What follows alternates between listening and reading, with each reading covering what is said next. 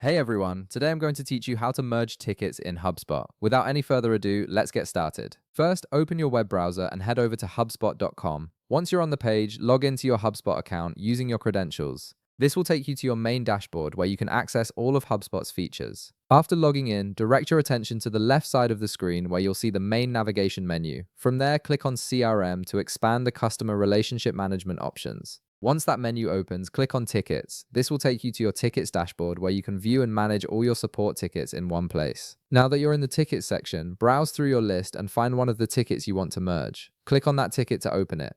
This brings up the full ticket details, including all the conversation history, properties, and actions associated with it. Opening the ticket is necessary because you need to access the merge function from within the ticket itself. Once the ticket is open, look at the top of the screen where you'll see several action buttons. Click on Actions to reveal a drop-down menu with various options for managing the ticket. From this drop-down, click on Merge. This is the option that allows you to combine duplicate or related tickets into a single record, which helps keep your CRM organized and prevents fragmented information. After clicking Merge, a new window will appear with options for selecting the second ticket. You'll see a drop-down labeled Select a Record. Click on this drop-down to view a list of other tickets in your system. From here, choose the other ticket you want to merge with the one you currently have open. This step connects the two tickets together and prepares them for merging.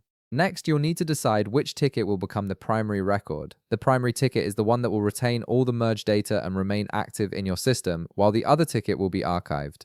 Select the ticket you want to keep as the primary by clicking on it. This ensures that the most important information stays front and center in your CRM.